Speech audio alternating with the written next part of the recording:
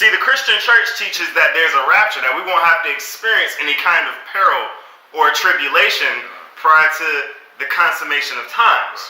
But this is saying, in order, those who overcome shall inherit all things.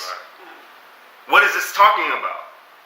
As the scriptures say, those who have endured Jacob's trouble. Right? The scripture says, he that endureth to the end, the same shall be saved. Verse 8. But the fearful. Now this is the paradox. This is the opposite. He's showing two different aspects of what happens when you die. The first one, he says that if you overcome it, you shall inherit all things. Right? And I will be his God, and he shall be my son. But what's the opposite aspect of this? It says, but the fearful, and the unbelieving, and the abominable, and the murderers, and the whoremongers, and the sorcerers, and the idolaters, and all liars shall have their part in the lake which burneth with fire and brimstone, which is the second death. That's a lot, isn't it? That's a lot of people. I mean, you read one and you can think about probably about 10 or 12 people that you know. Right? See, we're going to see what the specific punishments of these people are. Because this list is very specific. It's because those punishments are very specific as well. And it says the lake that burns with fire and brimstone, which is the second death. See, there's also another misconception within the Christian church that when you die, you go directly to heaven or hell. That's not the case. See, what we're going to find today is that there's holding places for one or the other. Right? So when you die, and the person says, well, it's okay, he's gone to heaven. That's not necessarily true, whether they were righteous or not. And we're going to see what those two places are. This is why the lake that burneth with fire and brimstone is the second death. Right? The lake of fire comes after the righteous judgment of the Most High on mankind. Right? So what's the first death? If the lake of fire is the second death, what's the first death? We're going to be looking into that as well. So as you can probably already see, this is going to be a pretty action-packed lesson. Right? So first we're going to be jumping directly into Enoch chapter 1 verse 9. Enoch chapter 1 verse 9 is quoted directly by Jude. In the book of Jude, the last book right before Revelations. Jude directly quotes the book of Enoch on this statement. And there's a lot in this statement that Enoch says, and we're going to go over that. We're going to look at that. Go ahead and read Enoch chapter 1 verse 9. Enoch chapter 1 verse 9. And behold, he cometh with 10,000 of his holy ones to execute judgment upon all, and to destroy all the ungodly. He cometh with 10,000s of his holy ones to execute judgment upon all and destroy all the ungodly. Read.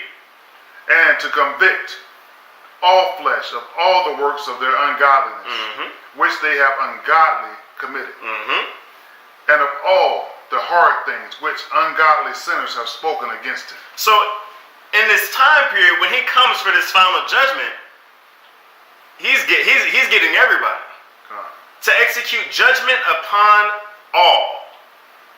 Right? So that when it says execute judgment upon all, that's righteous judgment. Right? When it says judgment upon all, that means everyone will be judged, whether you are righteous or not. But in specific, what Enoch is about to go into is the judgment of the fallen angels and those who have aligned themselves with the fallen angels. And we're going to see just how deep this goes once we get into our next scripture. Because it goes very, very deep. Because right after Enoch mentions this in Enoch chapter 1 verse 9, he introduces the aspect of creation and the fallen angels. And all the flesh. See, when it says that and to destroy all the ungodly and convict all the flesh of the works of their ungodliness, which they have ungodly committed, is speaking of those people who have attached themselves or possess the spirits that were within the fallen angels. And we're going to see this. Let's get Enoch chapter 54, verse 1 through 6. Again, that is Enoch chapter 54, verse 1 through 6. Listen very carefully to what Enoch says here. Read. Enoch 54, verses 1 through 6. And I looked and turned to another part of the earth. Hold up. Another part of the earth. That means that hell is a part of the earth. Right? Exactly. What people don't know is they talk about the core. How you get closest to the earth's core, it gets hotter and hotter. That's because you're getting closer and closer to hell. And notice how at the bottom of the earth you have the ice cap. We're going to find out what that is too. We're going to find out what that is too, because keep in mind, remember when we were watching Transformers, the first movie when Sam Witwicky's great grandfather, I believe, they went to the Arctic, and they found Megatron there buried in the ice. Yeah. Where'd they get that from? Where did they get that idea from? Now keep in mind, Megatron falls from the sky, an alien who falls from the sky, and he's confined to ice. Wow. You're going to find that that's a judgment. And what did they do? They went there and they released him. Unknowingly released him. Exactly. Right? And keep in mind what the name Megatron comes from. It comes from the Freemasons' demon god, Metatron. Yeah, there's nothing new under the sun. If you look up the name Metatron, it goes straight back to Jobulin, which goes directly back to the name Yahweh. Exactly. Satan. So where was Satan? Buried in the ice. See, now we get a little ahead of ourselves. Right. But once we get there, I'll go into it in depth. Right. But you're going to see that there's nothing new under the sun. And these people know exactly what it is we're about to read here. We're the only ones who's ignorant of it. That's right. Go ahead and read. And I saw there a deep valley with burning fire. Read. And they brought the kings and the mighty and began to cast them into this deep valley. Look at that. It says the kings and the mighty, the leaders and the heads of our society. Barack Obama, Bill Clinton, all these wicked leaders that are running the earth, right? The people that we perceive as mighty, the people that we perceive as powerful in our society are being taken to this place. They're being cast into this place. Why the mighty? Why the kings? See, keep in mind, when you go into the scriptures and you look at the king of Tyrus, how art thou fallen from heaven, O Lucifer, O son of the morning? Right? It speaks of the king of Tyrus. Now that king, he was a literal king that was in power at that time, but the reason he was speaking to that king as if he was Satan is because he was being governed and controlled by Satan. What we're going to see is that these kings and the mighty were operating under the control and under the governing of the fallen angels. We're about to see that right now. You're going to see how deep this is, right? When those world powers come together for those UN meetings, when they go to the Bilderberg, right? When they go to Bohemian Grove, when they go to the Great Pyramid Giza and put their ear to the stone, That's right.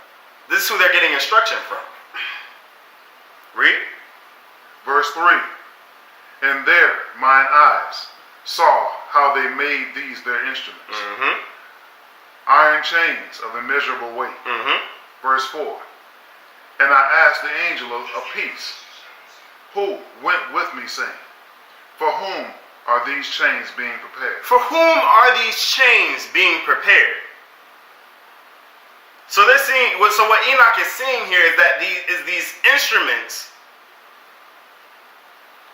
of chains and bondage are being created for a time, right?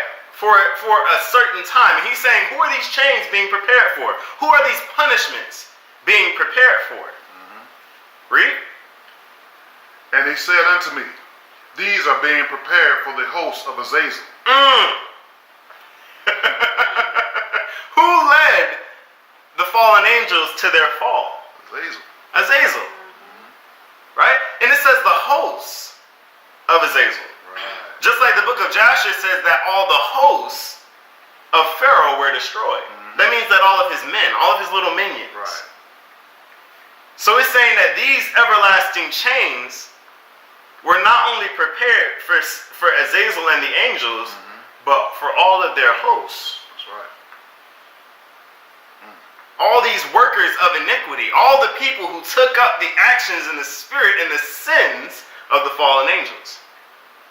That's why you see the kings and the mighty being cast into this deep valley. Right. Right? Mine eyes saw how they made these their instruments, iron chains of immeasurable weight. Read. Back up a little bit. I'll start back at verse 5. And he said unto me, these are being prepared for the host of Azazel, so that they may take them and cast them into the abyss of complete condemnation. And they shall cover their jaws with rough stones, as the Lord of spirits commanded. Finish reading. Verse 6. And Michael and Gabriel and Raphael and Phanuel shall take hold of them on that great day. The day of judgment. Read. And cast them on that day into a burning furnace. And the Lord of spirits may take vengeance on them for their unrighteousness in becoming subject to Satan and leading astray those who dwell on the earth. Whoa, whoa, whoa, whoa, whoa. Back up and read that last part one more time. The Lord of spirits, is that far back? The Lord of spirits may take vengeance on them for their unrighteousness in becoming subject to Satan and leading astray those who dwell on the earth. In becoming subject to Satan. So these powerful people, these kings and these mighty men are subject to Satan. That's right. And what are they doing? It says here clearly that they're leading astray those who dwell on the earth. Exactly. So they're going to be partaking in the punishments of the fallen angels. That's right. Because you were complicit.